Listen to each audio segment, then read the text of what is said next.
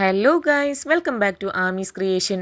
അപ്പോൾ ഇന്ന് 2025 ജൂലൈ 17 കർക്കിടകം മാസം 1-ാം തീയതിയാണ്. നമ്മുടെ വടക്കുന്നാഥൻ്റെ അമ്പലത്തിൽ ആനയൂട്ടും അതുപോലെ തന്നെ മഹാഗണപതി ഹോമവും നടക്കുകയാണ്. അപ്പോൾ നമുക്ക് വീഡിയോസിലേക്ക് പോകാം.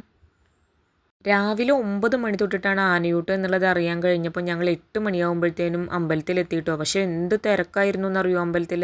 നമ്മൾ തൃശ്ശൂർ ഗഡികൾക്ക് എന്തൊക്കെ തിരക്കുണ്ട് എന്ന് പറഞ്ഞാലും വടക്കുന്നാഥനും ആനയും ആനപ്പൂരും തൃശ്ശൂർ പൂരം ഒക്കെ കഴിഞ്ഞിട്ടല്ലേ ബാക്കി എന്തു കാര്യമുള്ളൂ. നമ്മുടെ വടക്കുന്നാഥൻ്റെ മണ്ണിൽ നിരന്ന് നിൽക്കുന്ന ഗജവീരന്മാരെ കാണാൻ തന്നെ നല്ല ചന്താണ് കേട്ടാ.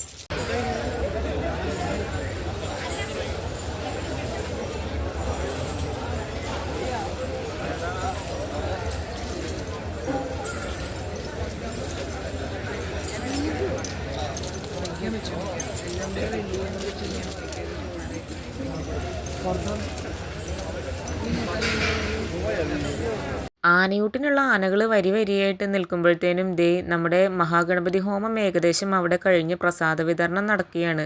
ആ ഹോമകുണ്ടത്തിൽ നിന്ന് ഉയരുന്ന പുകയും അതൊക്കെ ശ്വസിച്ച് അവിടെ നിൽക്കുമ്പോൾ തന്നെ നമ്മുടെ മനസ്സിനും അതുപോലെ ശരീരത്തിനും നല്ലൊരു എനർജി കിട്ടുന്നത് പോലെ നമുക്ക് തോന്നും.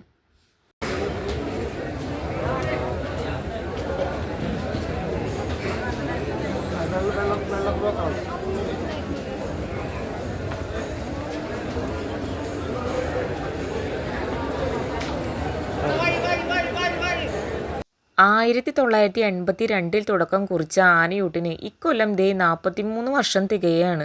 500 കിലോ അരിയും പഴവും ശർക്കരവും ഒക്കെ കുഴച്ച് ഉരുളകളാക്കിയിട്ട് ആനകൾക്ക് നൽകുന്നതിന് പുറമെ ഒരുപാട് ഔഷധക്കൂട്ടും അതുപോലെ തന്നെ പഴങ്ങളും ഒക്കെ ആനകൾക്ക് നൽകുന്നുണ്ട് കേട്ടോ. തിരുവനന്തപുരം മുതൽ കണ്ണൂർ വരെയുള്ള ജില്ലകളിലെ 60ഓളം ആനകളാണ് ഈ നിരന്ന് നിൽക്കുന്നത്. ഇവരെ കൂടാതെ 15ഓളം പിടിയാനകളും കൂട്ടത്തിലുണ്ടായിരുന്നു. ക്ഷേത്രം മേൽശാന്തി പയ്യപ്പിള്ളി മാധവൻ നമ്പൂതിരി ആദ്യമായി ആനയ്ക്ക് ചോറുരുള നൽകി. നമ്മൾ മനുഷ്യരെത്ര വലുതായാലും ഈ നിരന്ന് നിൽക്കുന്ന ആനകളെ കണ്ടാൽ ഒരു 5 മിനിറ്റ് നേരം അത് നോക്കി നിൽക്കാത്തവരായി ആരും തന്നെ ഉണ്ടാവില്ല.